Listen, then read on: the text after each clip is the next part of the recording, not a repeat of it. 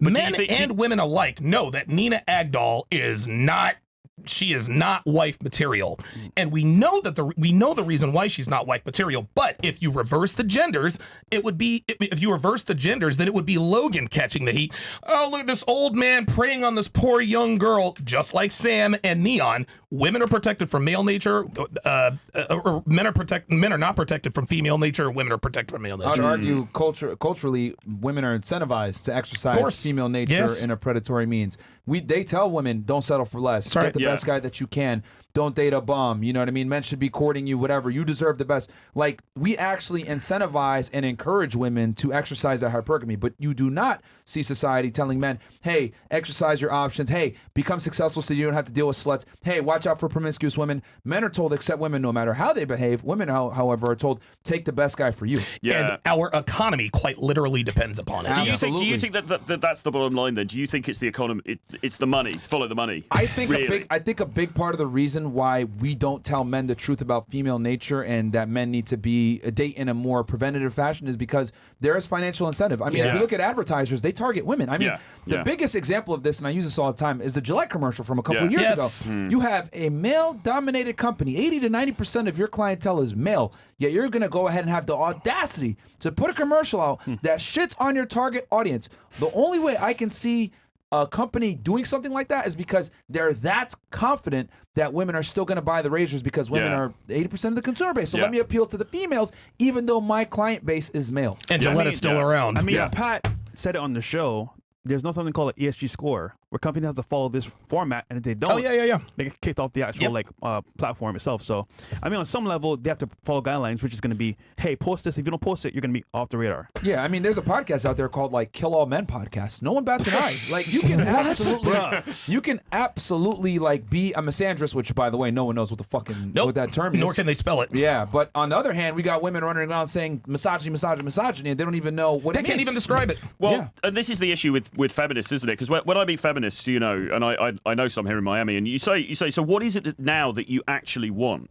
Because surely, not only is there now equality, but actually, as we all know, in many ways, women have more rights than men. Yes. In today's society. So now, what are you pushing for now? Isn't the fight over? You know, unless you buy into the idea that, you know, they want this kind of supremacy. Yeah, anytime. This is what I do to stonewall these stupid feminists. I say, name one right or privilege that men enjoy that women don't, besides the ability to have sex with multiple women without judgment. Button. There's nothing. Nothing. Literally crickets. Nothing. And the thing is, I would argue women have more rights and privileges than men do because they're able to be independent and strong and operate like a man. If they want to chase a career, they want to have sex with impunity, whatever, they can do whatever they want in that regard. But they also reserve the right to say, you know what? I want to be a stay-at-home mom. I want a guy to take care of me. So they're able to burn the candle at both ends of the stick, yet they don't acknowledge that or want to admit it. And that's why I always say, privilege is visible to those that have it. Like women can get on OnlyFans and sexualize themselves and make money doing that too. So they have more options than ever before. And then complain about objectification. There you go. Yes. You know? That's it. Yeah. Then men sexualize me. No, if men sexualize you, there's no way a man can sexualize you first unless you sexualize yourself. That's right. Personally, I mean, that's 100% right. I don't have a massive problem with that side of things. I think women can do what they want, but the problem is that men's behaviour is being pushed back, and men are being demonised, and we've seen that obviously 100%. The case with the Trevor Bauer case, and also Russell Brand as well. You know, my God. There's so many cases now where male behaviour. And listen, regardless of the allegations against Russell Brand, I don't know the truth about those specific things, but I watched the documentary, the BBC, was it whatever they did in the UK about him, right? And they were going back to some of his old jokes from acts, you know, like from his act back in like 10, 12 years ago, and they were playing this like creepy, sinister music in the background. So, oh my God, how terrible is this? And these were jokes. This was just him literally joking. Yeah. And now it's being presented as male behaviour. It's so toxic. It's so sinister. It's so manipulative. And it's like, well, not really. I mean, this guy was, you know, he's a professional comedian, right? And back then, and I find it funny to believe that they're saying like these allegations are coming from like 10 years ago when he was like a fucking like top tier like A-list celebrity. Of course, he was everywhere. Yeah, fucking he was dating he was married to Katy Perry, who was at the time was on her A game. Like, I find it very interesting that these women are saying, oh, he did this and that to me when he was at his peak. It's like, no, you probably wanted to smash him. The thing that kind of the documentary, right? The thing that struck me was there's the actual allegations themselves. Okay, fair enough. They're going to get looked into, whatever. But also, the documentary was saying things like, oh, when he worked on this show and that show, he would get his team to go around and get the phone numbers of girls in the audience, or give out his phone number to girls in the audience. As if this is this terrible thing. And I'm like, well, that's just show business. That's That's just what people fucking do. And women are attracted. Drake does that. Yeah, Every exactly. A-list celebrity has you guys want to hear something about successful guys? Literally, or A-list celebs, they have a girl guy. Yes, yeah, that goes exactly. out there. And it's not as if these women are these unwilling participants, because they want to fuck him as well. Yeah. So the fact that that's being lumped in with the sort of let's say criminal allegations is disturbing, because it's that the whole male behaviour is being proscribed. Well, we now. called it earlier, status and fame. Women want. However, once they get that guy with the status and fame, if they don't get what they want, now they're mad. But he grates me. Yeah. But have you And seen, now she has the status Have you and seen, fame. have you seen Yeah. the argument? I've seen the argument being used on Twitter and stuff about, say, I don't know, a celebrity like Leonardo DiCaprio or whatever, and Legend, bro. yeah, or Hell any yeah. of these guys, and they'll say there's a power imbalance. Yeah. Again, because he's famous. He's famous. He's got money. He's older, and she's Incredible. a young woman. Therefore, there's this. He's manipulating her because there's a power imbalance. When the reality is, as we all know, women are attracted to that. Yeah, it's that's what they just want. it's fucked up. literally Plus, what they want. plus there is a power imbalance. There's only a power imbalance at the top, and I say this all the time. Most women would not fuck most men.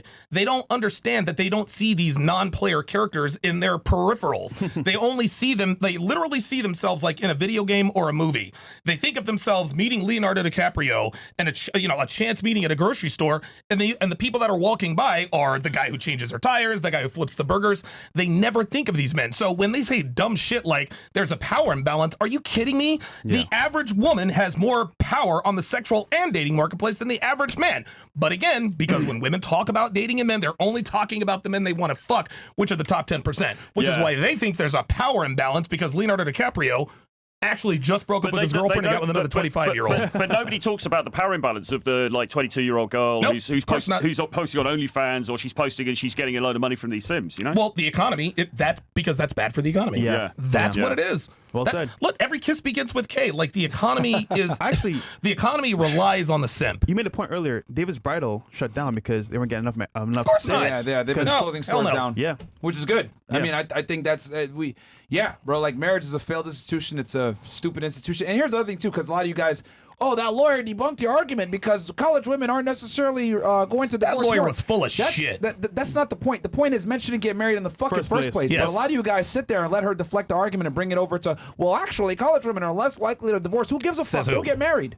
We're telling y'all, don't get married. It's not in your best interest as a man to get married. Even if you go ahead and get married with an educated woman that might have a lower propensity to divorce you, it doesn't matter because the risk is not worth it. Check this out. Check this out. Not even close. Not only was that woman not a lawyer, she was absolutely full of shit. None of the statistics she cited came deflection. from.